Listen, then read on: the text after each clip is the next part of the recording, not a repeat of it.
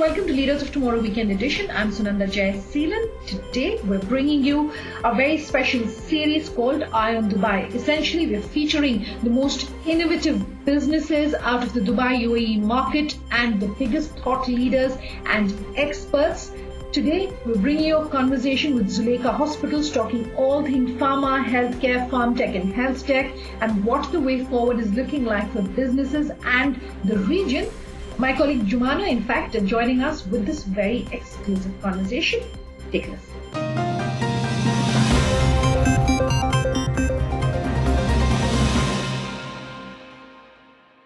Hi, Sananda. Well, here in the UAE, a great deal of progress has been achieved in vaccinating the country's population against COVID-19. And this is thanks to the close cooperation you see here between the public and private sectors, especially in the healthcare space.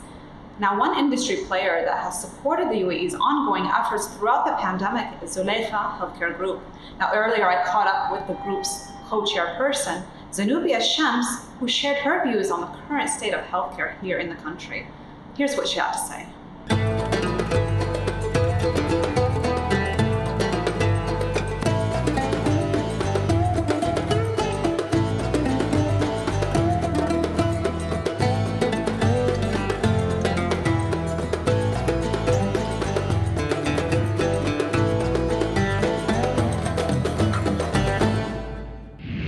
We have with us today Zanubia Shams, the co-chairperson of Zulekha Hospital Group. Zanubia, thank you so much for joining us today. Thank you for having me here. Zanubia, take me back to the beginning, to the origins of Zulekha. Your family came here to the UAE many, many years ago, and this very hospital where we're sitting right now was established in 1992, and then you've expanded into Dubai and even India. So tell me a little bit about how this journey started. So my parents came here, or specifically my mother came to the UAE in 1964. She was a doctor, is a doctor even today. And she started to work at the Kuwaiti Mission Hospital in Sharjah. And my father, my late father, he was an ophthalmologist, and he was working at Maktoum Hospital from 1965 onwards, or 66. And before that, as a young couple, doctors, they had moved to Kuwait in 1963, shortly after getting married. And so that is the beginning. Before that, of course, is med school and so on and so forth. And then in 1992, my mother started this hospital, Zulekha Hospital Sharjah. In 2004, we started Zulekha Hospital Dubai. In 2016, we started Alexis Hospital Nagpur, which is the city from which my parents come in India. And so that's the story. And Zulekha is one of the most renowned and well-known names in the healthcare space here in the UAE. So what advantages did the UAE provide to your family brand and its growth over the years? So I think a familiarity and a confidence in the economic systems, in the regulatory environment, and the general issues that issues I'd say that everybody has in when you're raising a family: safety, security. My parents, I have an older brother who's also a doctor, and I'm not a doctor, but he's a doctor. So when you're raising a young family, you want to make sure you're living in a safe place. You want to make sure that there's economic and security, So all so many factors came together, and it always encouraged and motivated my parents, first of all, to make a life for themselves in the UAE. They were so comfortable here. They felt this was their home, and indeed it is their home. They felt comfortable to invest their savings in this country because they felt those savings and their investment was safe and secure. So that was, and there was an environment that they knew and understood, because, that is a very important thing. When you live in a place, you ought to know what the risks and rewards are. And to them, it was very clear what the risks and rewards were. Now, when I was first starting out in my career, and I came and joined the family business. That time, I was also understood and was quite comfortable with the risks that were involved here in the UAE, about the investment environment, about the growth story, both here in the UAE and then subsequently the growth story in India, which is why we invested in India. But I felt comfortable to make the UAE my business space. And so that's really where the story started up. My parents are of Indian origin, but we are a UAE company, and our DNA is very much from the UAE. So our business DNA is like that. Of course, we have some people who are from many nationalities. I think at least 30 different nationalities working at Zulekha hospitals, and but we feel ourselves to be an Emirati company, and we feel that we have a strong Emirati DNA within us as a company. As individuals, of course, we come from where we come from, but mixed together, it is a uniquely, I believe, Emirati way of doing business. You made the decision many years ago to expand beyond the UAE's borders into India, where you opened a high-tech hospital. What was the reason behind that decision? Yes, but I just want to tell you a little quick story about that hospital. So what happened is that we were planning an expansion, and we were thinking, okay, now we have these two facilities in the UAE. What's next? What do we, because in business you always say, don't put all your eggs in one basket. So we're thinking, if where else other than the UAE? And what happened is we were looking at India, and this is 2008, I think, 7 or 8. And we were like, where else? And then obviously India is always there because, there is our comfort with India. And India, where in India, in which city? So we are not from my parents are not from a very big city in India. We are from Nagpur, which is considered to be a second tier city or a B metro. And there was a lot of thinking where, how, when. And in the meanwhile, very interestingly, I received a mail one morning, a freak mail. It would have gone into my junk email. I would not have even seen it. It was from a very sweet gentleman from the International Finance Corporation. A little background on the International Finance Corporation. It's one of the affiliated institutions with the World Bank. And what they do is they finance commercially viable projects in the developing world. So, in India or in Egypt or Pakistan or, Africa. So that's what they finance. And so he sent me a mail and he said, are you interested in looking at any project like that? And I was like, I have a project. And so we met up and he liked my project. And then he and I were able to put the financing together. We were able to acquire the land. And then it took us nearly 10 years to get that project off the ground. So from 2007 or 2008, going into 2016, when we actually inaugurated our facility. So that's the story. Sometimes you have to pay attention to the junk in your email. So coming back to the hospital, it is a multi-speciality hospital. So it's a lot of what we know, which is, how do you do multi-speciality, gynecology, internal medicine, endocrinology, neurology, all the usual things. But also the extra add-in there was that we wanted to have it be also a cancer facility focused on cancer care.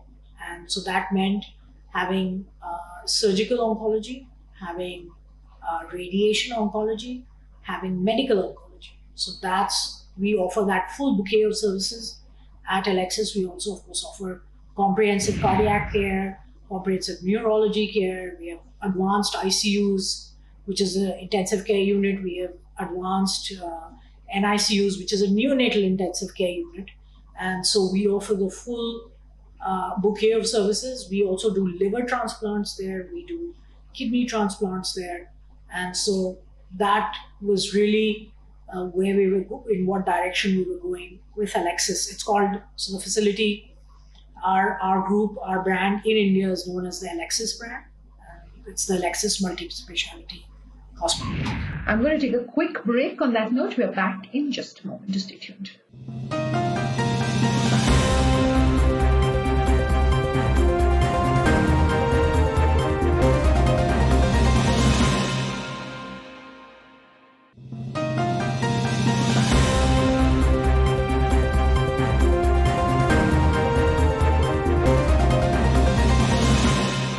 Welcome back with us here in Leaders of Tomorrow Weekend Edition.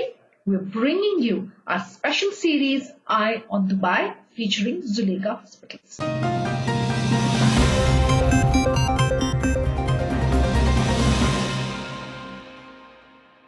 Question on everyone's mind today, which is COVID-19. Can you assess for me and evaluate the current environment surrounding COVID in the UAE? And what have you learned from the pandemic thus far? Okay, so let me answer the second part first. I'd just like to say that, out here in the UAE, the regulatory authorities have been upfront and they've kind of led the charge, and they've given us a sense of what's to come next. Like, how do we need to be prepared? What the numbers are going to look like? How many beds do they anticipate we'll have to keep aside for COVID? So in a sense, the guesswork out of what immediately needs to be done operationally. What is the problem you're going to have tomorrow? What is the problem you're going to have next week, standing on the ground? I mean, I'm not talking about a broader strategy. What do you have to do? We know it. So we've done that. Coming back to what we have learned, honestly, I think I'll answer that question in another year. What we have learned is that flexibility is of utmost importance, and frankly, you don't know a lot. And there's still, we've come to a point when science knows so much, but it is surprising how little we know. And COVID is a great example of that. We thought, is it like the flu? Is it like a respiratory infection? What is it? How does it spread? How is it infected? What happens? So we've been learning. I mean, we didn't know at the beginning. Everybody thought, oh, it's gloves and masks. It's just gloves. It's just masks. So just this past 2 years, we've learned so much. And it's amazing what a capacity our scientific community has to take data, to interpret data, to understand data. So it gives me a lot of confidence that no matter what problem gets thrown at the scientific community, there are science-based solutions. And you don't know it immediately, but look at how quick this response has been. We have a vaccine ready in 1.5 or 2 years, approximately less actually. 1.5 years, we have a vaccine ready. I know there are a lot of questions about the vaccine, but I just want to say, for me, I have a lot of faith that the vaccine is doing almost 90% of what it is supposed to do. It is protecting the spread of the disease, and it is protecting all of us, those of us who have been vaccinated, against some of the worst symptoms of this disease. So as far as I'm concerned, I have taken the vaccine.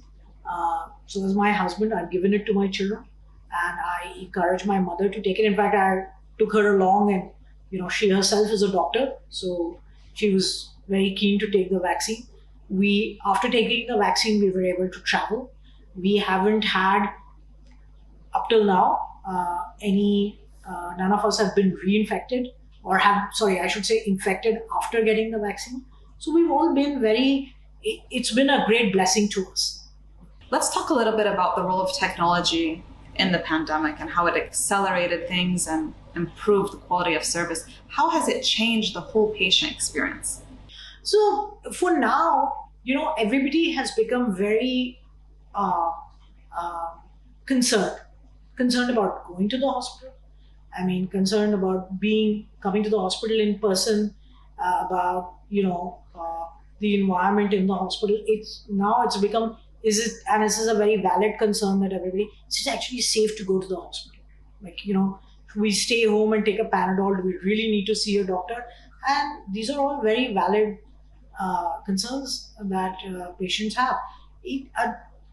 So to some extent, some of these services we can offer, we as medical facilities and healthcare providers, we can go home to some set of people and provide them some care. Some care really does need to be provided in the hospital. If you need a surgery, you still need to come to the hospital. If your physical status has to be a certain, like in how much pain are you really? What is your physical condition? Are you in a position to take medicine? Are you not in a position? That needs to be done. So either a doctor actually has to see a patient in order to know that. So some of the ways in which medical care are delivered have altered a little bit. It isn't exactly the same way as it is, we used to travel for work. I used to travel to work. I used to go to India, Nagpur, every month. When it's been the past 2 years, I haven't traveled even once to India. It isn't that work has stopped there. It's just the way in which we saw how work had to be done. I thought I had to be there. Now I, will call up the people there and call up the team there and, speak to them. And if I don't have to go, I'm not going. So will I never ever go back there again? Will I now do everything by Zoom call? Will I now do everything on Teams? Good question. I don't know. We've managed to get by doing that. So I don't know if we will go. Will there be a good reason to go back to the way we were? Or will we stay like this? These are all very good, valid questions. And I know what I'm doing now. I'm a little hesitant to crystal ball this and say, this is how I look in my crystal ball and I see this is how it's going to be. I did enjoy business travel and I'm not that willing to give it up. I did enjoy the in-person contact with my team. I felt I had a much better sense of what was going on. So some of those are also older habits. And those are my old business habits. Well, am I willing to give those up in the interest of, new business habits? We'll see. How would you say the home care segment is faring at the moment? And what would you say are the biggest challenges and opportunities in this space in particular? So, home care has been a surprise, again, like a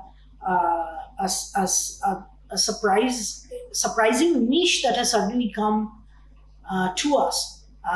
In days gone by, we used to know that the doctors used to come to our homes. I remember many, many years ago, the doctor would come home to see my grandmother or my grandfather or something like, when they were too frail to go to the doctor's clinic. And from that time to this time, it's kind of a flip, right? I mean, that was an old-fashioned way of delivering care. And now we've come back to the doctor coming back into the house and us not going to the doctor. So a surprising niche. And obviously, till there is fear about coming back to a healthcare facility. While there is still this problem with, are we safe? Should we touch this? Can we go there? What is the damage in contact? Till these questions are around, we'll continue to, for those who are really worried, those who have older parents or who are immunocompromised or who have some other pressing concerns and don't want to leave the house for whatever reason, now the service will become available to them. But I just do want to say, home care does have, it's especially good if all you want to do is get tests done, like especially blood tests or lab tests, or you want a basic doctor's consultation, if only to ascertain what's wrong and you need further tests, you not need further tests, you need further consultations. It's a great niche that once and again, we used to do this before and now we're doing it again. Well, Zanubia, thank you so much for your time and for sharing your valuable insights with us today. Thank you. Thank you. Well, as you just heard from Zanubia, the UAE's healthcare and pharmaceutical sectors have gone through a major transformation over the last year and a half. Now, as the country looks to continue to build its digital economy over the next few years, It's clear that these two sectors will play a major role as the country continues to innovate and adapt to new challenges. Back to you, Sunanda.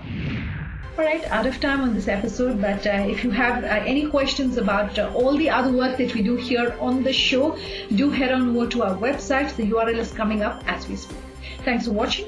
Have a good night.